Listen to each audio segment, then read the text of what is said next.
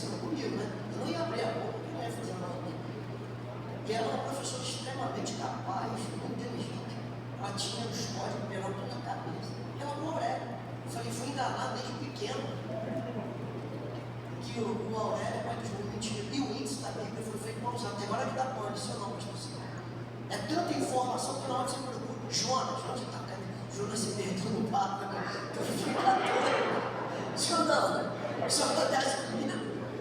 É muita informação que eu estava falando com o pastor ali, mas vamos no texto aqui, número 22, o texto sagrado vai dizer assim: tendo partido os filhos de Israel, acamparam sobre as campinas de Moabe, além do Jordão, na altura de Jericó. Viu, pois, Balaque, filho de Zippor, tudo que Israel fizera aos amorreus. Verso 3. Moabe teve grande medo deste povo, cara, grava isso aí. Porque em muitos andavam angustiados por causa dos filhos de Israel, pelo que Moabe disse aos anciões dos medianitas: agora lamberá esta multidão tudo quanto houver ao redor de nós, como boi lambe a erva do campo. Balaque, filho de Zippor, naquele tempo, era rei dos Moabitas. Verso 5: enviou-lhe mensageiros a Balaão, filho de Beor, e Betor, que está junto ao rio Eufrates, a terra dos filhos do seu povo.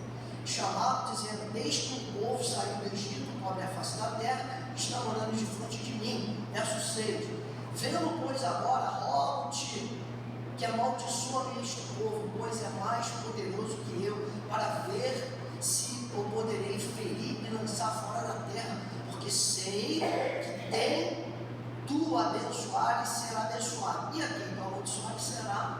Só que aí você já conhece toda a história de um cara chamado Balaão e Balaque. Aqui o texto ele já vai deixar claro para mim e para você que era o povo de Israel que sai de um cativeiro de 430 anos de história, escravidão.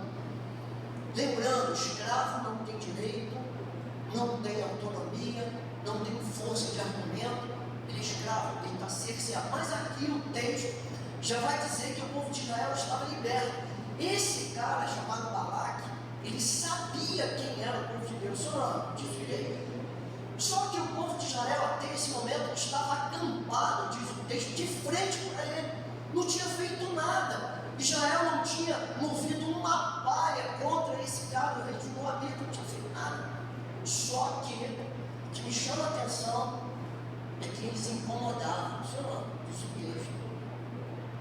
Deixa eu falar, talvez eu estou pregando para uma classe de pessoas que até então na sua vida estava indo tudo bem, você não fez nada, mas a luta apareceu.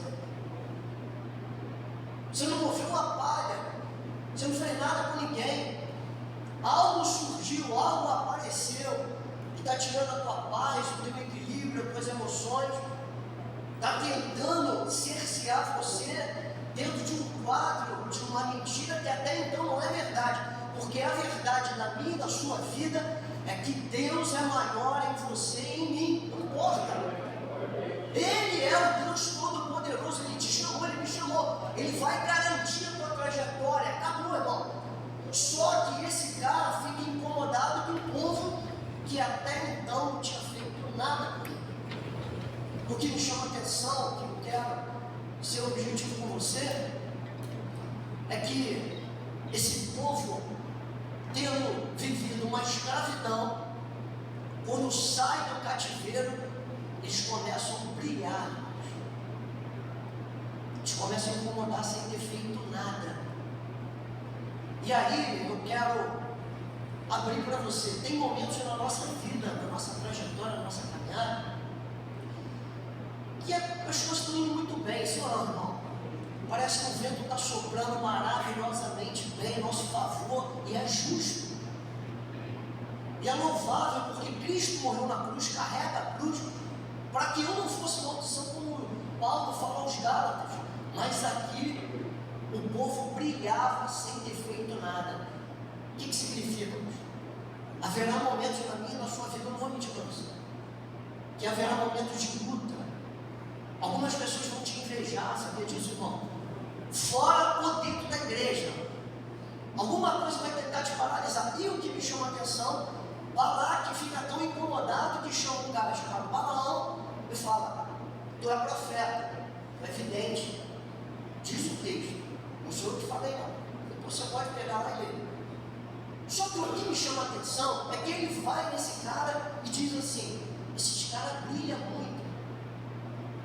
Mas é importante citar que o povo não fez nada com Balaque. Então Balaque se sente quando alguém um dia na sua vida ou na minha, mal intencionado, pode até desejar o teu mal. Você sabia disso? Eu vou repetir, fora e dentro da igreja, ou dentro do ministério, ou fora do ministério. Mas prega comigo, irmão. O teu brilho, quem colocou dentro de você foi Deus. O texto ali, eu vou adiantar, contra o povo de Israel não vale encantamento. Está com medo, irmão? É isso mesmo? Você está com medo de seguir? E aí há uma trama, sim ou não, irmão?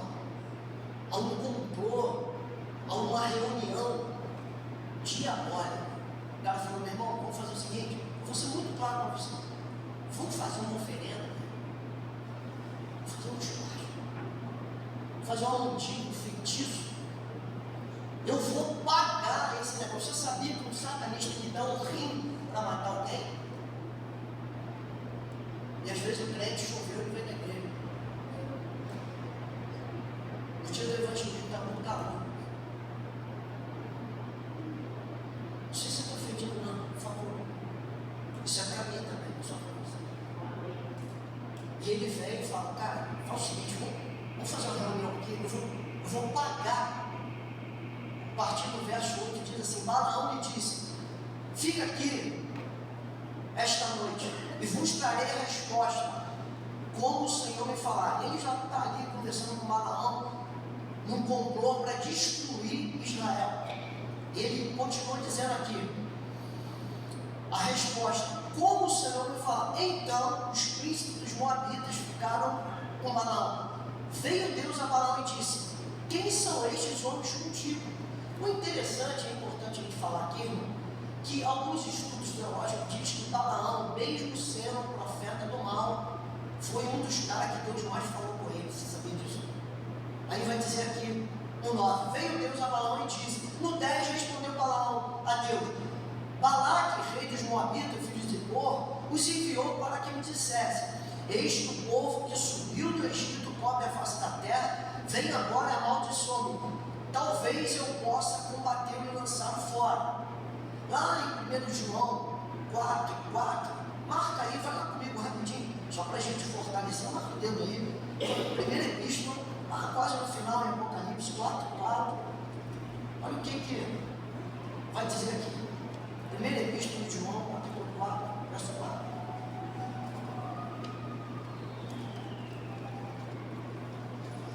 Só para fortalecer o que eu estou dividindo a atenção, vai dizer assim, a primeira epístola de João, capítulo 4, verso 4, filhinhos, vós sois o quê?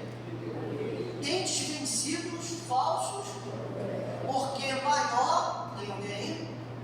É aquele que está em você, do que aquele que está onde? No mundo.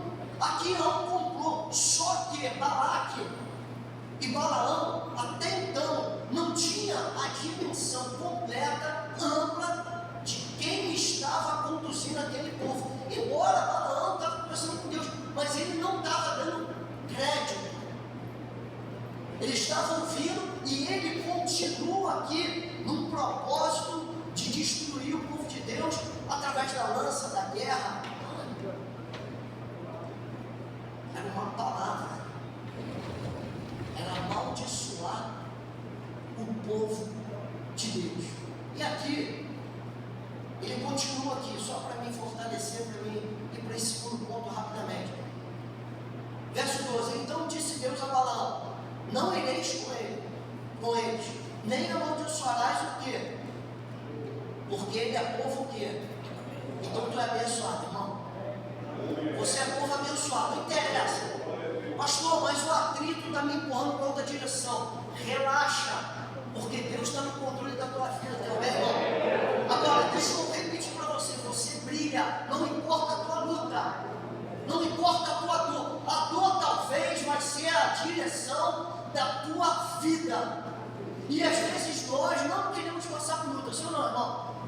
A gente quer a vida perfeita, a gente quer o evangelho perfeito. Mas pastor, não fiz nada. A luta se levantou. Acredita, irmão? Parece um clichê. A tua vitória é maior. A tua estada nessa terra vai ser maior. Aí o que eu vou viver? Efésios 3:20. Segundo o seu poder que opera em nós, Deus nos dá além daquilo que pedimos ou pensamos. Então tu brilha. Deus não tirou eu e você do cativeiro para ser massa de manobra, irmão, de feitiço, de magia, de inveja, fora ou dentro da igreja. Presta atenção, irmão. Você brilha. O Espírito do Senhor é sobre você. Segundo o que eu aprendo aqui, irmãos. Segundo o que eu aprendo. Isso aqui é extraordinário. Tem gente conversando com a Bula, que isso? Dentro da igreja. Posso? Se você disser amém, eu vou. Tem alguém comigo? Vai soltar de paraquedas, vai apertar o cinto do voz alto? Esse cara, Balaão, ele conversa com Deus. Deus dá direção a esse cara, fala, não, você não vai fazer isso. Pede para ele esperar num lugar. E ele fala, beleza, eu vou esperar. E ele, como chega de manhã, alguns dos medianitas de um modo vêm, vão comigo. Mas Deus fala com esse cidadão chamado Balaão, para ele esperar que Deus se ira. Ele vai, eu vou antecipar para você, ele tem uma mula que anda com ele a vida inteira, diz o texto, o senhor não. E ele vai com a mula. Só que Deus fica tão irado, que Deus envia um anjo, diz o texto, com letra maiúscula. O que nós aprendemos no seminário? Alguém fez isso? Não? Anjo com letra maiúscula é quem? Jesus. Só que, na transfiguração de um anjo, ele está com uma espada. Pega comigo, irmão, senão vai forte. E Balaão começa a ir na direção, justamente, dentro do complô do feitiço, da magia, da inveja. Porque tem gente que te inveja só porque você respira, não sabe disso. Às vezes eu fico, Senhor, posso abrir meu coração aqui? Eu sou baixinho, mas os melhores perfumes foi pregar outro dia o homem assim, mais alto que eu posto. Em igreja, de essa altura, o pastor assim, é mais chique ainda, né? Ele é alto, olha como é que ele me apresenta para a igreja. Olha esse pastor assim, humilde, baixinho. Não gostei não, irmão. Eu não falei isso para ele ainda. Mas vou falar, baixinho, humilde, de óculos. Eu falei, qual defeito para ele baixinho? O cara me apresenta para a igreja desse jeito. Eu falei, que elogio? Eu falei, eu não gosto de elogio na frente de ninguém, irmão. Mas vamos voltar o texto aqui. Balaão vai. Ele vai cumprir um desígnio maligno. Quantos desígnios malignos talvez lá no quinto dos infernos levantou contra a minha vida, achou que tinha me destruído. Mas Deus falou, cara, teu tempo não acabou. Relaxa, eu estou no barco. Talvez eu estou falando para alguém aqui que está querendo desistir. Mas Deus tem uma palavra para você. A obra que Deus tem na tua vida é maior. Fica firme. Fica firme. É difícil, pastor, é difícil. Quem falou que é fácil? Mas esse cara, ele continua. Deixa eu tentar aí adiantar. Deixa eu ver se eu consigo adiantar aqui com você. Vamos no 18. Respondeu Balaão aos oficiais de Balaque, ainda que Balaque me desse a sua casa cheia de prata e de ouro, eu não poderia transpassar o mandado, e eu não poderia transpassar o mandado do Senhor meu Deus. Olha como é que ele trata Deus, para fazer coisa pequena ou grande. 19. E agora os rogo-te que também aqui fique esta noite, para que eu saiba o que mais o Senhor me dirá. Veio, pois, a palavra do Senhor a Balaão à noite e disse: se aqueles homens vierem chamar-te, levanta-te, vai com eles, todavia fará somente que eu. No 21, esse cara se levanta. Então Balaão se levantou pela madrugada, abarrou a sua jumenta partir com os princípios de Moab. Acendeu a ira de quem é, irmão? Então ele vai. Deus falou, espera aqui. O que eu falar para vocês, ele não espera. Quando chega de manhã, ele arrumou a jumenta, puxou a jumenta e falou, jumenta, vem aqui. E foi. Cara, o texto sagrado, não escrever a Bíblia, vai dizer que Deus se irou. Deixa eu ter uma observação. Deus tem vontade. Deus tem querer. O interessante é que essa igreja moderna acha que Deus é boneco e a gente só fala e ele obedece. Mas Deus tem o seu querer. Ele tem o seu desígnio, ele tem sua vontade. É óbvio que Deus tem um chamado para cada um. Eu fugi do chamado. Eu paguei o preço alto. Porque eu achei que Deus não tinha vontade. Então eu fugi, eu fui fazer faculdade, eu fui lá, larguei o evangelismo. E Deus me amassou. Alguém já foi amassado por ele? 1, 2, diabo. 3, mais alguém? Dou-lhe uma, dou-lhe duas. Só para observação rapidinho, para não terminar a mensagem. Comecei a ganhar dinheiro. Dinheiro é bom, isso não, pessoal. Tem gente que é maravilhoso, não é dinheiro. Dá um prazer na alma, cara.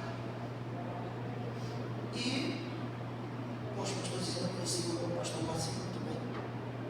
Fino no trato, pagando. Passei no pátio da igreja uma quinta-feira, ele olhou. Jansen, parecia soldado, né? Pois não, o que tu está fazendo aqui uma quinta-feira assistindo? Tu faz faculdade à noite?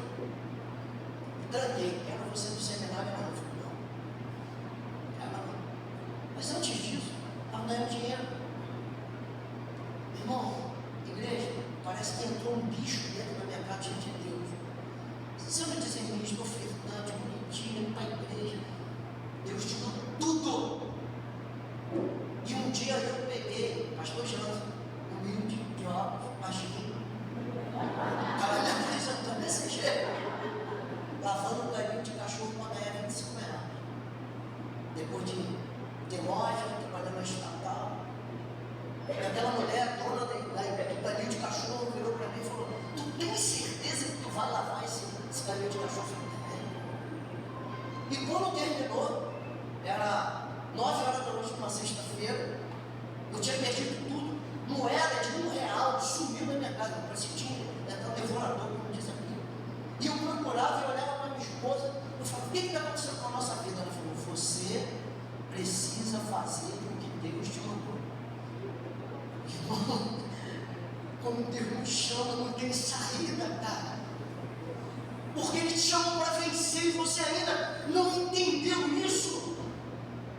Deus te chamou para te colocar de pé. E às vezes a nossa vontade, ela briga com a vontade de Deus. E aí, quando eu entrei no metrô, 10 horas da noite, um filho, eu penso, pequenininho, 25 reais na bolsa, o Espírito Santo de Deus falou para mim, e aí, garotão, tá feliz? Alguém já ouviu Deus, irmão? Não é de noite, né? Ele fala aqui dentro, tu escuta. E a lágrima desceu, ninguém entendeu dentro do metrô, olhando do lado de fora, eu fiquei tão feliz, não. Parecia que tinha alguém do meu lado. Ele falou, aí, deixa eu falar algo para você, Jansen. Tu está comendo o pior porque tu não sabe obedecer. Você está vivendo isso porque você se colocou nessa posição. Porque o que eu tenho para você é melhor, mas você não está entendendo. Então, no dia que eu tive que trancar a matrícula da faculdade, porque eu não tinha mais condição de pagar, Deus falou, agora sou eu. E aqui estou para te falar isso. Porque às vezes a mula está dando conselho para o profeta. Porque Balaão, ele monta na mula, a mula vê o anjo e espreme o pé dele na parede. Você pode ir lá no texto. Ele fica irado, ele desce, ele começa a chicotear a mula. Isso não é normal. E bate, e vem para cá, vai para lá, o anjo vem, era Jesus tratando com um profeta maligno para proteger o seu povo. E aí, nessa história, nessa narrativa, Deus toma a boca de quem? A Lula falou, cara, por que tu não está me batendo?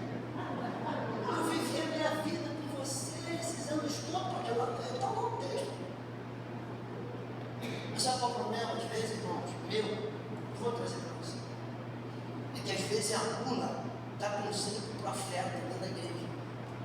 Vou te falar, está indo para a igreja de novo, tu já foi de manhã, eu estou em mim, estou jovem, não se lembra, tem uma dobradinha,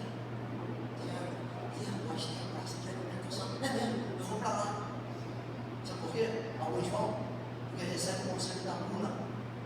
A mula está dando conselho para o ferro, e cara, continua com esse casamento, isso mesmo? Cara, tem coisa melhor em forma, né? Aí o cara que era para repreender a mula está dando conselho para ele, não se apedrear. Porque a mula fala, tu está me batendo, por quê? E tem um anjo aí, tu não está vendo não? O que acontece? Todas as vezes que nós desobedecemos a Deus, não conseguimos enxergar a sua presença. Todas as vezes que saímos do propósito, como eu fiz, você para de enxergar Deus. Você começa a enxergar a tua vida, a minha vida. Você começa a achar que a mula tem razão. Aí a gente vê mula no trabalho de um crente, com um cigarro na mão, bebendo lixo, e fala, se fosse você não pegava esse caminho não. É mesmo. Talvez você tenha razão, né? Não. Porque quando nos afastamos de Deus, quando desobedecemos, por favor, esse desobedecer, se não é sacrifício, é privilégio. Obedecer a Deus, ou renúncia, não é sacrifício, é privilégio. Por quê? Porque tem algo melhor lá na frente. E a gente não viveu agora, e a gente não quer saber como, a gente quer viver, eu quero viver agora. Eu estou na luta, não quero luta. Eu também não quero não. Falando em luta, lá nos anos 80, quando eu cheguei em 86, final de 85, 86, esse pastor sempre teve na casa dele, já falecido. Nós fomos orar. Era uma segunda-feira de oração, saí da empresa, fui para lá direto, pastor Moacir, naquele ponto, Marcelo Ferreira, no meio, Luiz Fernando e eu na ponta. Era tanta gente na igreja que botava. E começou a chover, irmão, a chover lá com força. E era vento e raio, eu estava Jesus volta hoje. E esse pastor, que já é falecido, grande amigo, ele começou a orar e do altar ele batia, irmão, tá! E eu já estava com medo da chuva. Ele gritava, Deus, manda a luta. Eu falei, Jesus. Não, diante de Deus, então, é sério. E ele do lado, que era pastor, não era bispo, ele batia, ele falava, Senhor, tem misericórdia do Senhor. Eu falava, a minha oração, né? Senhor, tem misericórdia do Senhor. Início de evangelho, né? A inocência da fé, era só Espírito Santo, era só santidade. A gente não sabia de carro, de dinheiro, né, irmão? Nos anos 80, era batismo com o Espírito Santo, era profecia, era evangelismo, cara. Era vigília, era culto na casa da Chiquinha. Alguém lembra a Chiquinha? A gente ia lá para a casa dela, irmão. Era bolo puma, era cima. Alguém lembra? Bom pra caramba, cima. E esse homem, meu irmão, gritava, Deus, Pai, manda a luta. Jesus, ouvindo isso, ele meu irmão, a veia do pescoço, eu falei assim, manda tudo para ele, para minha casa, não diante de Deus, que manda a luta, irmão. Provérbios 18, 22, 21, a morte e a vida está no poder da língua, está no poder da tua língua. Deus usa a boca de uma mula. E às vezes o bom conselho, ele vem da boca, você não sabe disso. Então a mula está dando conselho para muito crente dentro da igreja. Posso? Então pastor não presta. E aí, mula, sai da igreja. Veja, viu? Chiquinho não falou comigo na recepção, tadinha. Olha, estou cansada.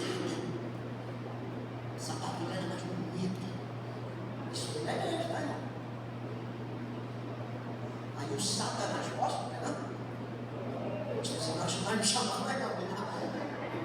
Satanás, o rabudo, a mula, é ele. Está dando conselho do profeta. O profeta, ao invés de tomar a rédea da sua vida, está deixando alguém conduzir isso dentro da igreja, irmão. Você tem a Bíblia na mão, você tem os profetas, você tem o Evangelho, você tem o Espírito Santo, tem alguém aí, irmão? Você tem o Espírito Santo, ele pode dar conselho para a tua casa, mas você tem um sacerdote, você se dirige a ele e fala: pastor, posso contar de Deus? Então a mulher de Deus dentro da igreja, você vai buscar a mulher de oração, funcionando, ó. Mas a bula que trabalha comigo não tem poder para me dar conselho. O supervisor da minha empresa, ele não tem autoridade sobre a minha vida, tem alguém, irmão? Então eu não posso absorver conselho. Então a mula fala para ele: cara, vamos desviar, porque senão a gente vai morrer. Então, irmão, presta atenção, vamos encerrar. O maior conselho quem pode te dar é Deus. A maior direção da sua vida, o maior voo da tua casa, da tua vida, da tua família, está na igreja, tem alguém, irmão? Está em Belém de Judá, casa de pão, irmão. Aqui dentro, aqui tem vida, aqui tem salvação, aqui tem direção para a tua casa, aqui tem cura para o teu corpo, para você, para mim. Aqui tem portas abertas, aqui tem mais prosperidade que no shopping. Aqui tem o Espírito do Senhor falando, ministrando sobre a tua casa, sobre a tua família, todos os dias, de manhã, de tarde, de noite. Então, meu irmão, presta atenção. Você é profeta, você profetiza. Quem ministra a bênção na tua casa é você. É você. Não deixe a mula dar conselho para você. Deixa a mula dar conselho para você. Tem mula dando conselho a fé, você ou não? Pastor, você não vai pegar, tá bom? Posso fechar? Não? Tem que ir embora. Um belo dia, eu acordo 15 para 5 da manhã. O diabo aqui, ó. Estou com o diabo conversando. Esse homem Paulo aqui, esse querido, e esse obreiro aqui, 70 anos. Mas parece um menino de 18. Eu, dentro disso, eu amo trabalhar. Tem alguém aí que gosta de trabalhar?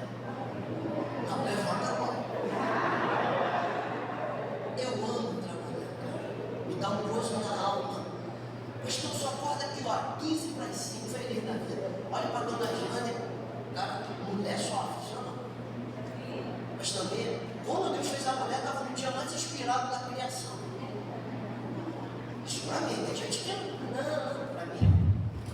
Ah, pastor, você não conhece minha esposa? Não, ela é sua esposa. Funcionando. Aí, gabinete, pastorzinho, vamos dar gabinete aí. Os dias desses, 4 dias, Deus sugere, né? Aí, posso fechar? A irmã falecida, já não é, mas não quero gabinete. Beleza? Acabou. Oração das mulheres, já ia dar 9h30, entramos. Aí entrou. E, pastor, pode falar, né? E a vista já queimando, né? Alguém já ficou com sono? Vou voltar ao texto, não. A bula a gente vai falar dela mais rapidinho. Ela começou a conversar comigo. Pastor, eu posso? Narrativa? Pastor, eu estava em casa. Era 8h da noite. Já fiquei com medo, irmão. Nossa, eu fiz meu chá. Falei, e aí, irmã? Viu o fantasma? Não. Tinha uma linha de costura em cima da cama. Falei, e aí, irmã? Ela virou uma borboleta.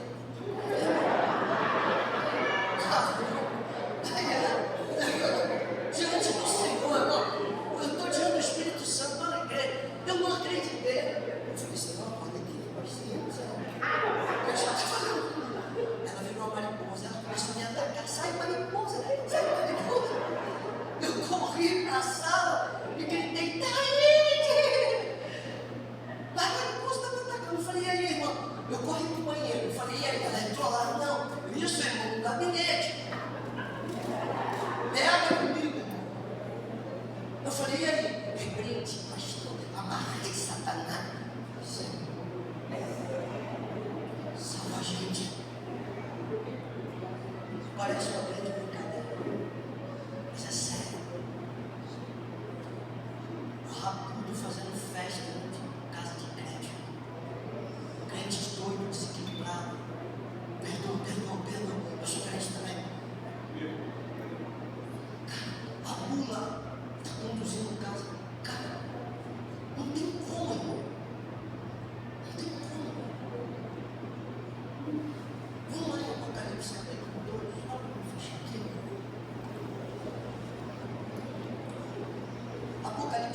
14. Você conhece Apocalipse, né, pastor? Capítulo 2, verso 14, vai dizer assim, olha.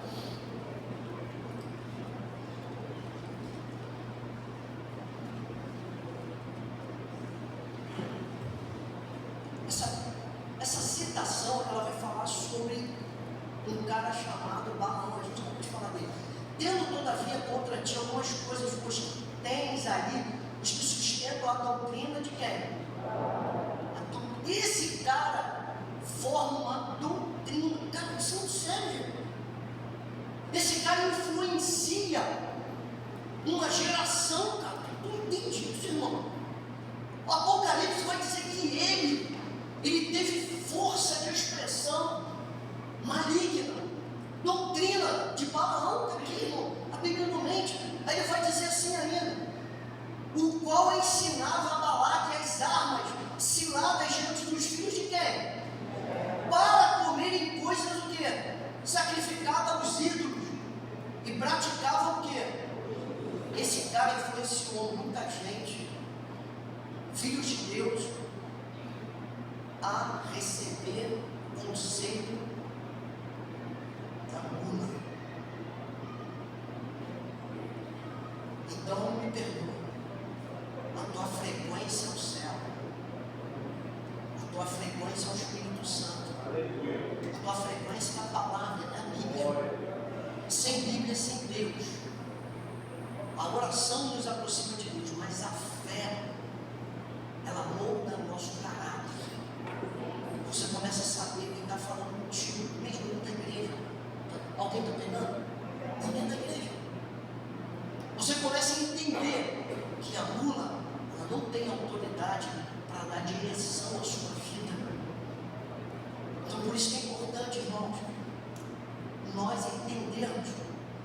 Evangelho de João 5,39, você não precisa lá não. Jesus vai dizer assim: examinais as escrituras, porque julgaste nela a vida eterna. Ela testifica de mim. Ela não está falando de ninguém, não. Ela está falando da minha pessoa. Então quando eu abro a Bíblia, quando eu leio ela, não de uma forma teológica, mas espiritual, quando eu começo a ter interesse por Cristo, quando eu deixa eu trazer para mim, quando eu começo a criar entusiasmo de fé, não importa, eu vou começar a entender Deus, e a gula não tem mais autoridade sobre a minha vida. Ela não vai conduzir mais a minha vida. O caminho está traçado por Deus, e esse caminho é o caminho mais excelente. Isaías 55. O meu caminho são mais altos, os meus pensamentos são melhores. Eu conduzo a tua vida. Não é a gula, não é a gula. A gula não tem poder sobre a tua casa. Ela não tem poder sobre a tua vida. Ela não pode conduzir você. Por quê, pastor? Vou repetir no início. Você e eu nascemos para dar certo. Então, para fechar, quando a Microsoft criou a Apple, ela não criou isso para ficar na prateleira. Foi criado para vender. Todo criador, todo mentor de algo ou alguma coisa na história da humanidade sempre criaram as coisas para dar certo, não? Filho, vocês geram filho, que são herança do Senhor, para dar certo.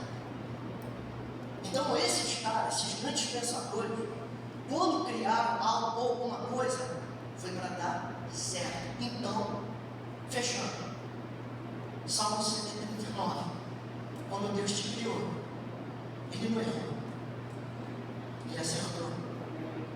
Não importa quem você é, a cor da tua pele, a família que você saiu, se você correu, não interessa. Jesus criou você para dar certo. Então não se intimide por causa, pastor, não fiz nada, mas está acontecendo. Oh, relaxa, tem um Deus que guarda você. Pastor, está complicado a minha vida. O teu Deus descomplica as coisas. Pastor, eu estou pensando caraviola na minha cabeça, estou tentando tirar minha vida, estou com um síndrome de suicídio. Repreende essa mula que está falando dentro do teu coração. Não, você nasceu para dar certo, filhão. Irmão, você nasceu para dar certo. Deus criou você melhor do que a Apple. Deus criou você melhor do que a Microsoft, do que Henry Ford, que criou o carro da Ford. Deus criou você para você ser o dono da sua história. Fica com essa palavra, senão eu vou ficar falando o tempo todo.